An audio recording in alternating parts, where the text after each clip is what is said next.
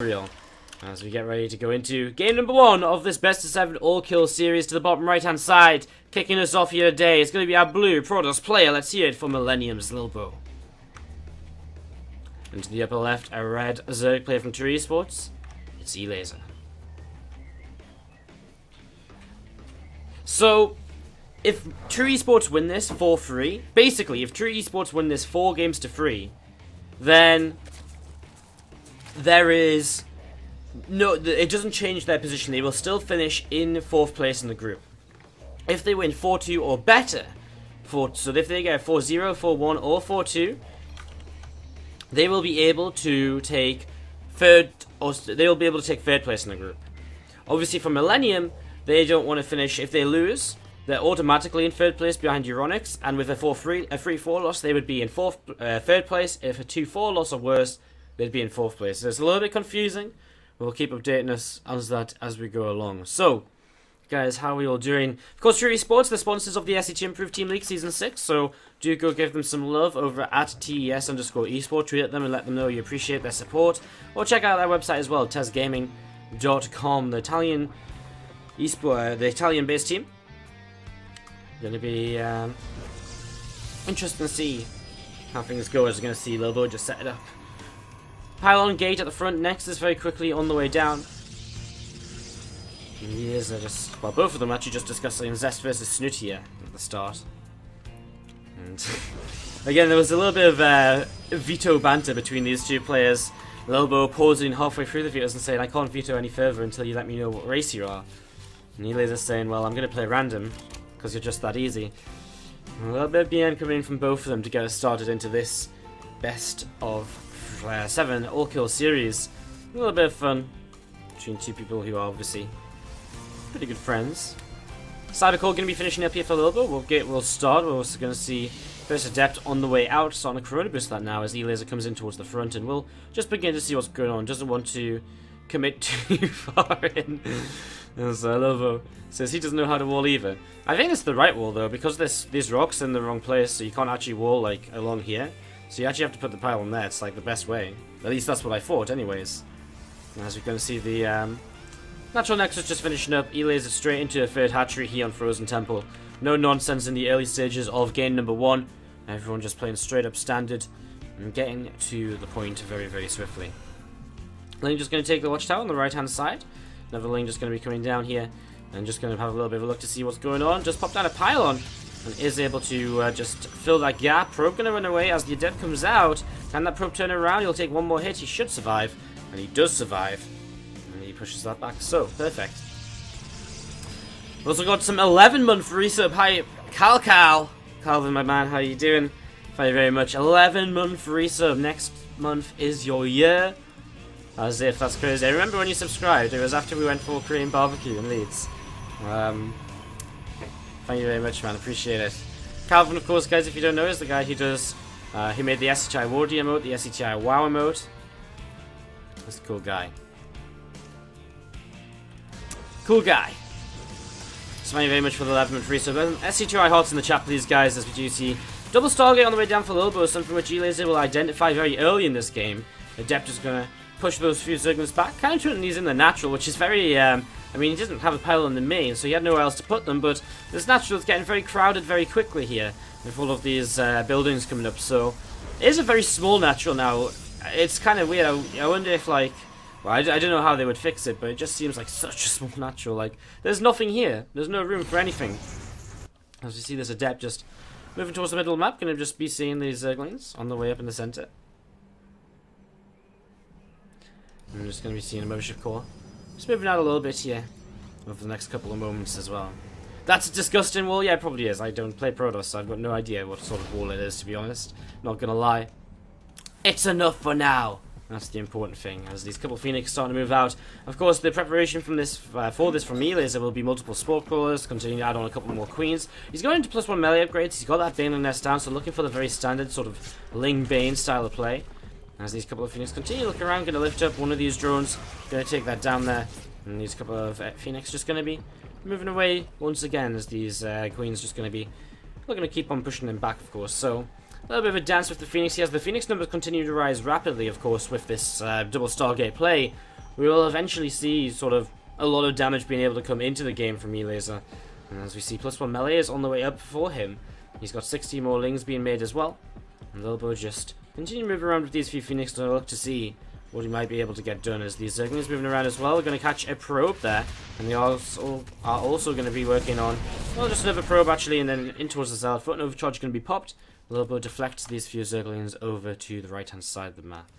Phoenix continue to look for damage, of course, but pretty good queen coverage and getting that creep spread out on the map as well to help them queens move between the bases, of course, important.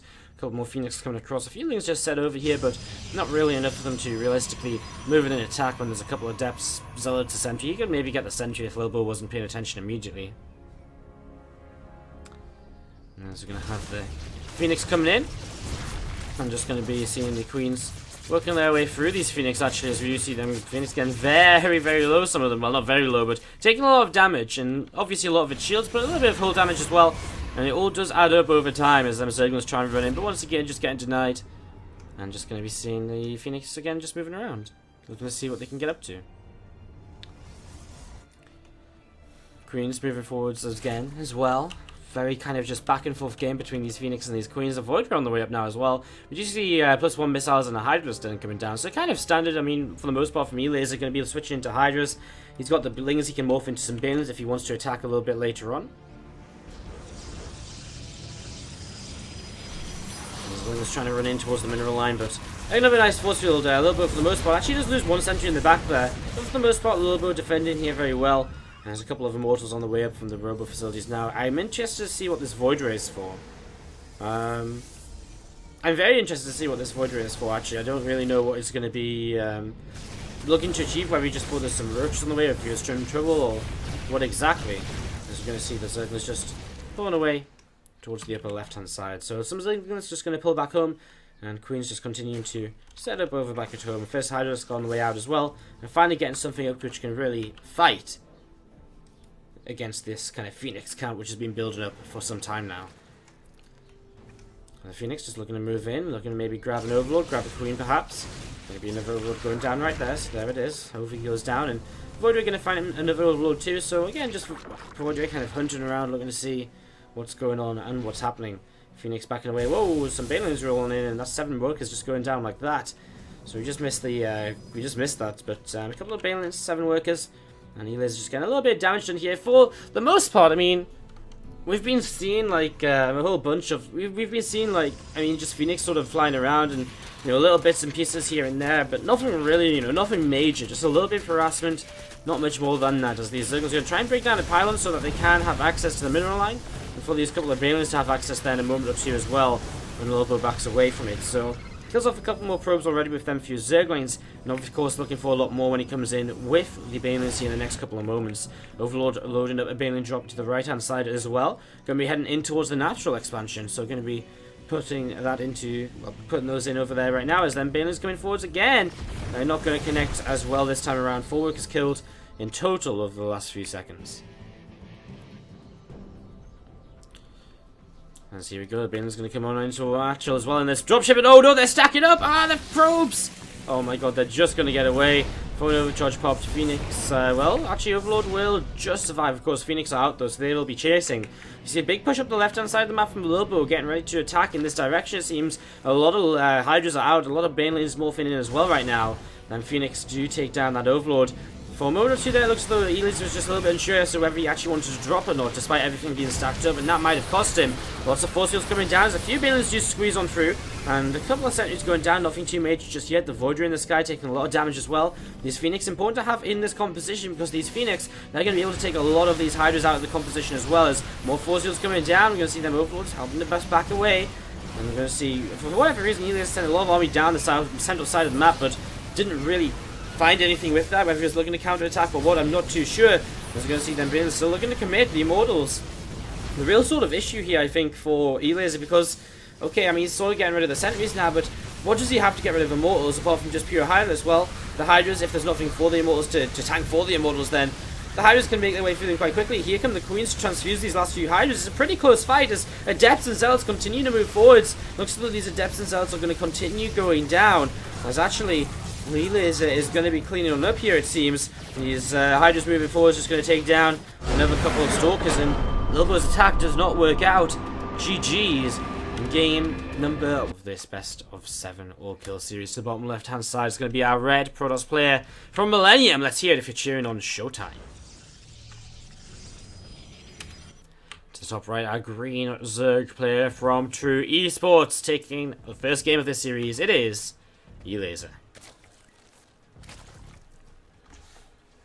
Well, the prizes for this team league, over 2,000 euros on the line, spread across the first and second division.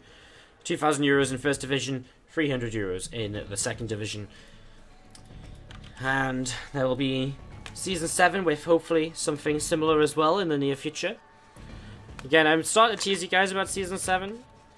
I think the reality is there is going to be a season 7. And I think we'll have a teaser of that coming up in the next month or so, which will be exciting. As early on in this PvZ, we are just going to see a hatch first, a gas, and then a pool from eLaser once again. He's just going to be taking that hatch on the low ground, just to make things a little bit more difficult for Showtime to scout, / get the creep out a little bit faster onto the map, etc. More so than anything else on the match in this matchup. Showtime just going to be going for the gateway expand, so look to see what he's going to change up here in this game to kind of come back from the situation eLaser set their team, well, to come back from the fact that Lilbo did drop game number 1. Of course, again, this is such an important match because with the correct scoreline here today, True eSports can finish 3rd in this group and knock Millenium down to 4th place in the group. But if a win today, Millenium, with any win, Millenium would stay in 2nd place in the group behind Liquid. And so, well, that is that. One thing to mention is that now that True eSports did take a map, it's become not very important where the... They didn't become very important. It hasn't been important in the end as to...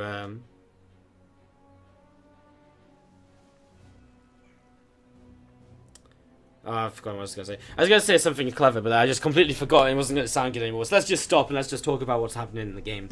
Zerglin Speed has started up right now from eLaser. So Zerglin Speed is on the way. And we do see a Stargate coming down for Showtime. This time it's only the single Stargate. I mean, we just saw Lilbo go for the double Stargate play, right? And to be fair, the double Stargate didn't really do too much for Lilbo. I mean, it gives him a lot of Phoenix nice and quick, and it helped him clean up, like, you know, 1 or 2 Overlords, but he really didn't gain that much from it, I don't think. As far as, you know, as if I think about it, I really don't think he did too much at all, so... I'm just going to be seeing the Adept just moving up into the high ground, and just going to be moving into... towards the main base to have a little bit of a scout and see what's going on. Pneumatized carapace opening from eLaser, something we generally see when players are going to go into that mainline base playstyle once again. Are TSI going to be involved in the next season of the Team League, asks Remliff. TSI already involved in the Team League. They're in the 2nd division. We're currently sitting in the quarterfinals waiting to see who comes through the round of 16 to playoffs in the 2nd division playoffs. We'll probably be casting some of those playoff matches over the next week or 2. So keep your eyes out for those. And as we're going to see the Zerglings just come in to play, run down towards the lower left side of the map and just have a look to see if they can maybe pick off a probe here, delay the 3rd base for a couple of moments. He should get that probe actually, but that'll be about it. As, oh no, he messes it up. Oh, he does still get it, but costs him all of the Zerglings instead of maybe just getting away with 1 or 2. So, I mean, he gets the probe though, and Ling's not going to be useful. Well, it's kind of weird. I mean, it's a lot of Lings to throw away for not much, but whatever. As you do see the Phoenix just starting to clean out an Overlord here and Overlord there, and just starting to get some early damage into the game. Just slow the Zerg down a little bit. I mean, one of the main reasons we see the Stargate being played down, like the single Stargate, and just a few Phoenix coming out, is just to help detract the Zerg from thinking about going into Mutalist, which can be very difficult to deal with. So, that's something we do see coming in to kind of like, well... yeah, just kind of coming in to kind of deter. I mean, they have a lot of benefits, but just in general, kind of getting rid of the threat of Mutalist is one of the really nice things that Zerg player, the Protoss players go for when they have this Phoenix play coming in. As you're going to see, an Overlord to the top left, going to go down. We're going to see another Phoenix just moving around as well. Just going to be looking to see what is going on. We're going to see Lings coming out of the 3rd base and moving out onto the map here over the next couple of moments. So Lings is going to be coming out onto the map as Phoenix just again looking around, maybe to catch a drone or 2, maybe another Overlord out in the center. And yeah, just going to see the drone getting lifted and killed off as well. So just going to see a couple more drones being picked away at too. So yeah, again, not much damage really being done. Robo facilities on the way, +1's on the way, more Phoenix are coming out. You do see a few Zerglings still moving around a little bit. And I'm just going to be seeing the Robo facility building up in the main base as well. There's a couple of extra gateways coming down too. +1 melee is nearly done for Elias. Again, it's for the most part very similar to what he was doing in the last game. As his left finishes up, we'll see that Hydra then coming down. He's already established his 4th base too, so nice and quickly getting that 4th up. A bit of extra lava for him throughout the next few moments of the game. I'm just going to see again these Phoenix moving up towards the upper left hand side, just to see what he can get up to. A few bins going to start popping out here, and well, we're going to see them being intercepted before they can actually get into that Overlord. Picks off all of them with the lifts and is going to kill the Overlord too. So just denying this kind of Balin drop from coming in here.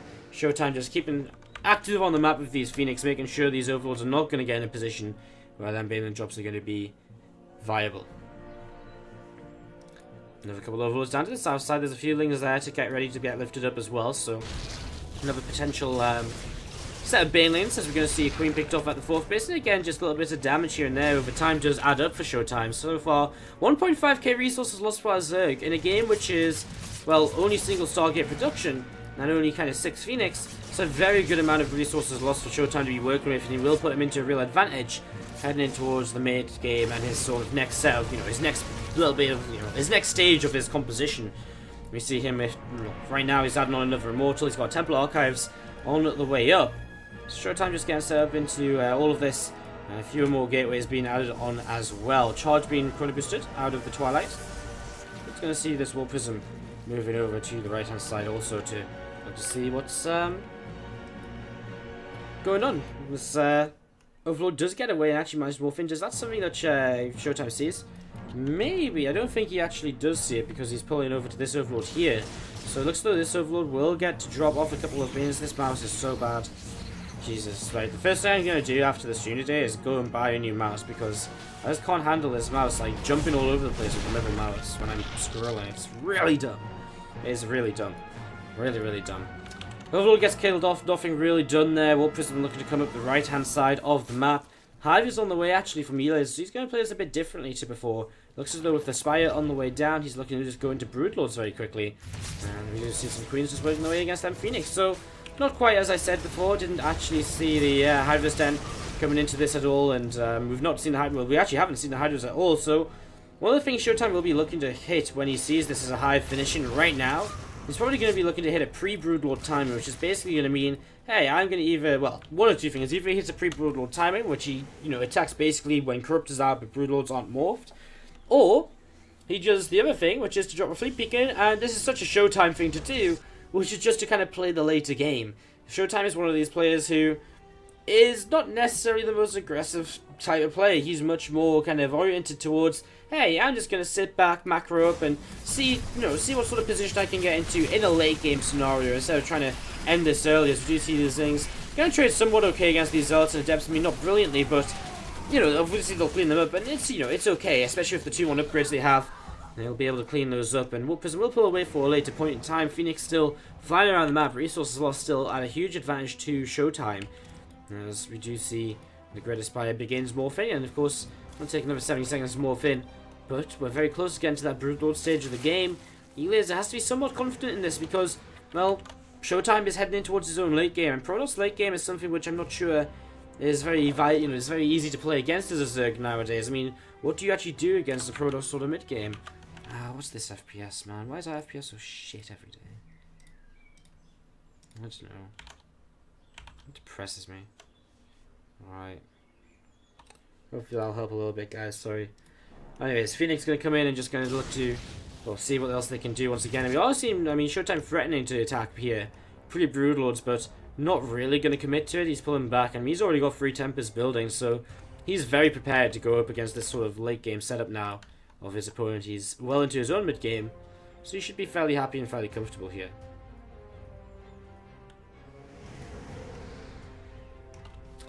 Phoenix is going to be moving around. And we're going to see, whoa, a few Banelings going in towards the 4th base, killing off 6 workers or so.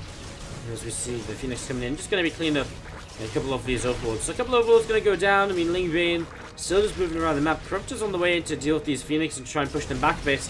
And he will get a little bit of damage onto one and not quite onto another. As you just see, the Queens, the Corruptors, just looking to chase these Phoenix away, chase these Phoenix down. A few more Corruptors on the way out. Actually, Phoenix going to find themselves a Queen to try and kill here, but just have to drop down instead and actually loses one of the Phoenix. So Phoenix beginning to fall. Like another drone, because they do manage to still escape over the top side, or through the top side of the map.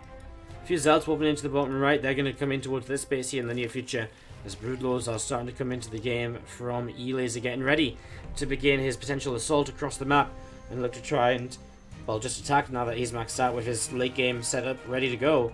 However, that being said, there is Tempest out, and that's going to make life difficult for eLaser. He has to make sure he kind of has the right amount of Corruptors here to realistically fight against those Tempests. We're going to see them Zealots coming in. A couple of Banelings hit onto them to try and help clean them out in time. It's going to be close, but 5th Hatch will survive, and a few Queens nearby will be able to transfuse that back up to health. If he wants to, he might just leave some Zerglings and Banelings there, but I think a suicide mission of a couple of DTs, well, that will do it definitely. So these DTs are going to be more than enough. As again, Showtime just began to showcase his excellent ability to harass around the map throughout the later stages of the game, taking advantage while kind of building up into a while building up into a nice, strong late game army. And again, Showtime is a very terrifying player to go up against when it gets to the late game. He's very, very good. As we see, the DTs and the Zard's going to drop off in the 3rd base, or the natural expansion. And this Tempest is going to be firing a couple of shots off. And here we go. Bane's going to move on through. Broodlords aren't here just yet. I'm not sure where the Broodlords are. Corruptors try and take down these Tempests. The Broodlords are just not here at all. I mean, the Queens are starting to come forwards. And that was a bit of a weird fight because Elias just sort of took it with kind of Ling Bane. He didn't actually really wait for everything else here, you know? He didn't wait for, all of his Queens, his Broodlords and anything else. He just attacked. You're going to see one of them Queens will get caught. Broodlords going to start getting worked away at as well. They're trying to get away, trying to see some transfuses come in to save them.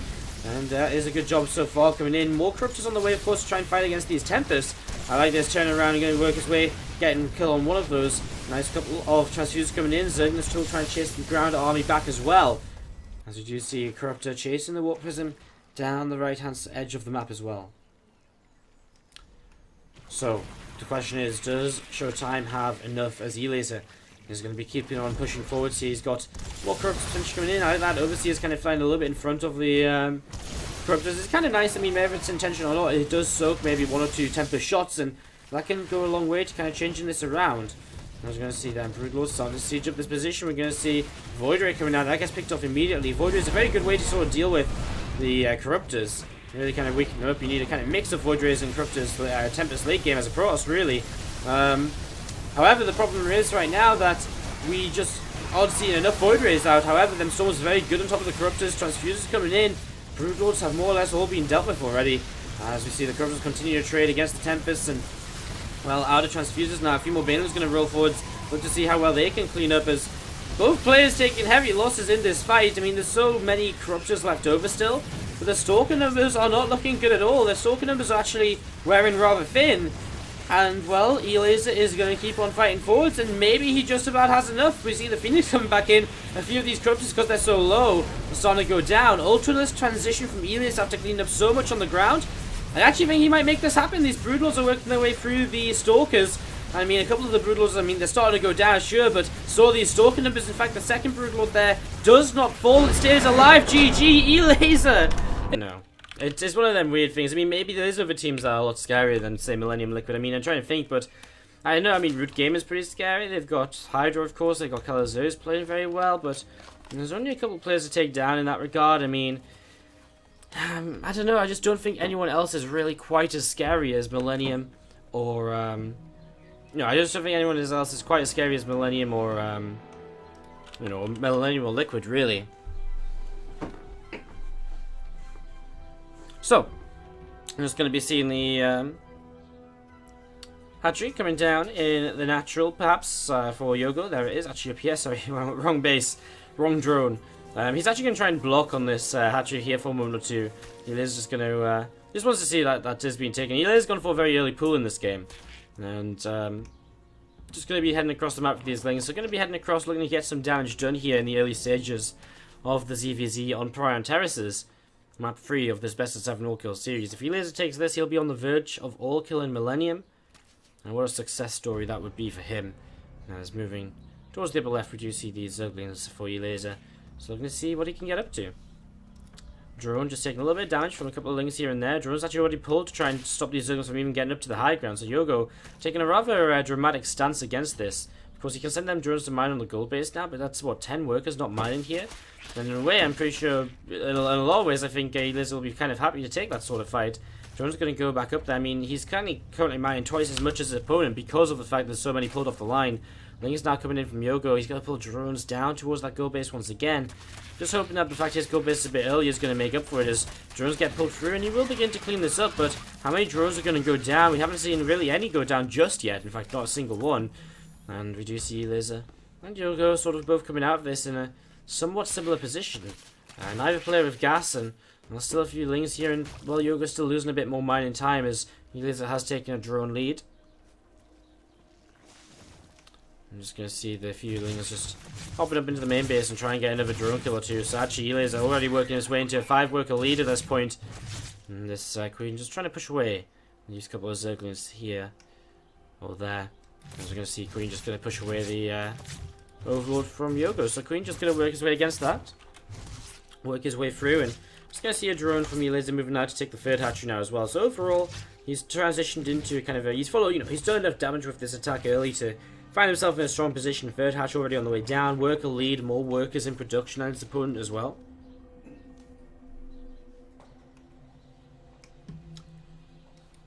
I was just going to see the couple of Queens are just going to come back in towards the natural now after working their way through an Overlord. So, altogether, I mean, Eliza really is just taking advantage after advantage so far in this game. I mean, nothing really just going right just yet for Yogo. I remember last week he came out against Euronix. Was it Yogo that played? I think he played against Nurture on Korhal, and it was well, it didn't work out too well in the end. Of course, of course, Nurture was able to all kill True Esports when they played. So it's kind of crazy if it's kind of like one extreme to the other, you know, like if you know, it's from one extreme to the other where a what am I trying to say? Like, I just can't think. Yeah, I mean, it's kind of funny that, like, Euronics come out and Nurture just all kills True Esports, but then True Esports come out and Eliza might just kind of all kill Millenium. Funny how two of these kind of top matches might just end up being all kills by the end of the season. You see the Netherlands just getting picked up. And again, I mean, Eliza's advantage is undeniable right now. He's making a whole bunch of roaches, even pulling Queens across the map, it seems. Just going to go attack, and I mean, he's got a second gold base up as well. He's got extra economy, and things just looking very, very good here right now for Eliza in game number 3. The thing is, Daishi is going to be the final player, right, for Millenium, so what map does Daishi even come out and play on? I don't even really know. I don't know what he comes out and plays on. I mean, even if he takes down Eliza, he's got to get through multiple players on their map picks as well. Like, he's got to get through probably Guru and Verdi on their map picks as well. And the thing is, even if they lose this map, even if they win this series, Millenium are going to have dropped to 3rd place in the group. So, again, it's not great, as we do see these lanes just coming across here from Yogo, coming over to the right-hand side. As you see, some roaches just coming up from Eliza up through the center of the map, and again just looking to trade with these Zerglings and more. A couple of Ravagers on the way down. And again, just a big attack coming in, which honestly Yogo, I mean, is just not prepared for. He's trying to go in towards Aspire, he's trying to go in towards Mutalisks, but I mean, is he going to have time to go into Mutalisks? I don't think so. I mean, he's going to get like 6-7 on the way, but I think these Roaches, Ravagers, Lings are just going to do so much before then. Crucifix coming down, going to force cancel on that Evo Chamber again, actually kills it off this time. He is going to make his way through this. He's going to lose one of his Ravagers to them Zerglings on the bottom left side, and well, Roach is just making their way through. 7 meters on the way up. Can Yogo hold on? I really don't think so. I think there's just too much. I mean, at this point, even when you see the, you know, when you just see the kind of, even if you kind of have, if you just have that many users in your base game, like, he's not the only player they can rely on. They actually have a very strong lineup when you consider it. Verdi and Guru as well. very strong lineup as we set up into this. To the bottom right-hand side from Millenium, it's going to be our red Terran player. Let's hear it, guys. If you're cheering on, Daishi. Down to the bottom left, our green Zerg from True Esports. Let's hear it if you're cheering on for the all-kill, E-Laser. As we set up into this, hello everyone out there in the chat. Thank you for joining us for the SC2 Improved Team League tonight. I know this is not looking to be the longest of streams. And we will probably I will probably ladder for a little bit after this because it's going to be only this one match tonight. So I'll probably ladder for a little bit after this just to keep the stream going a little while longer. Keep you guys somewhat entertained. Obviously not as entertained as you want to be, but just a little bit entertained.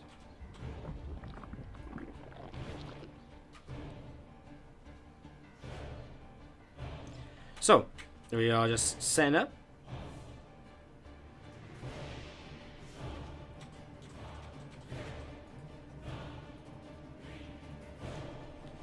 So, as we go into this, we will be looking to see what's going on. We're going to see a CC dropping down, actually, from Daishi. So we're going to drop a CC, Ripper expand on the way up. Nothing too surprising over here to get things started in the final match of the group stage for both of these teams. And again, at this point, it's already decided Euronics Gaming finished Group A in 2nd place. And they'll take that much-wanted kind of...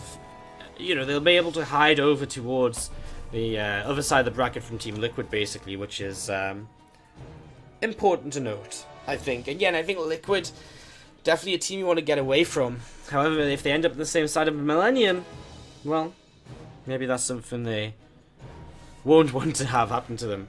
Again, I mean, both teams, the thing is, all of these teams have the potential to win on a good day, and it'll be interesting to see how it goes. We do see Ripper coming in, we'll see Grenade coming in, and we'll see E-Laser try and just chase down this Ripper to get things started in this game number 4.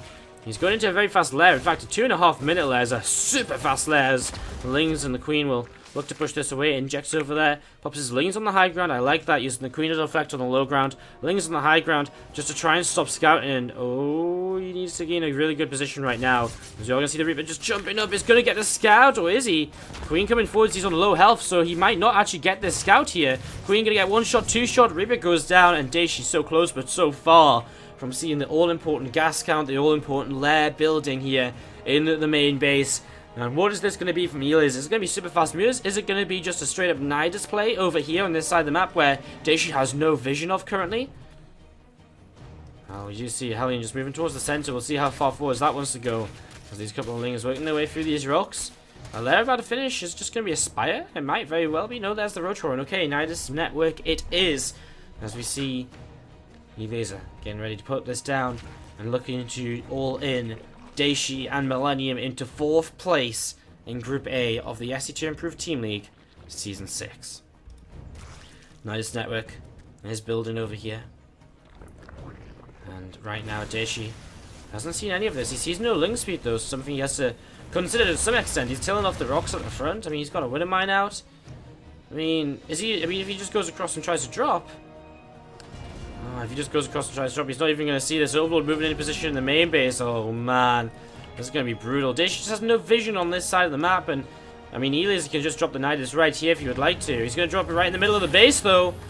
He's not going to bother with kind of the edges. He's just going to go right in the center. Daishi, his medevac starts to come back home. 7 roaches about to pop. As they pop, they'll go straight into the Nidus network, and he will begin to unload over here. As we do see the Widowmine popping out. Nice split away from E-Laser, as he just has too much. Surely, how do you hold this without any siege tanks or anything else? We see the Queens taking down the Widowmine. That the medevac taking very low as well. These 2 bunkers, well, they're not going to finish at all. That factory... I mean, this is the thing, if you pop out the Nidus over here, you're right next to the factory, next to the production to shut all of this down. That Liberator is going to come out and be in a lot of trouble almost immediately as well.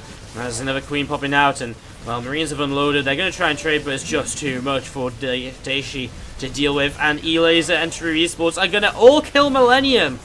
One hell of a result for them, as that tank is going to be, well, microed down to the low ground, which is something, but...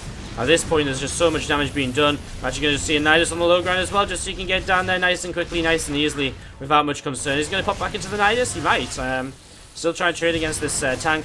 And yeah, he's just going to pop into the Nidus and probably back out in the natural expansion. And yeah, sure, I love this actually. The Roach is coming into the natural, and he tails off the tank, or at least forces the tank to lift. The Liberator will go down as well. And that will be surely that again. I mean, I don't want to be fake hyping or anything and saying the game's over, but it kind of is over. As the SCVs continue to fall, and eLaser is going to continue pushing on through. The only thing Dacia really has is this one tank and this one medevac. He cancels. And, well, the factory, I don't even know where the factory's gone anymore. It's floating around the place all over. This tank over here still trying to just survive. Medevac getting lower and lower, though. And Dacia just going to die straight up to this knife. Just doesn't quite get the scout he needed. Doesn't quite get the scout he needed here. Congratulations is called. eLaser picks up the all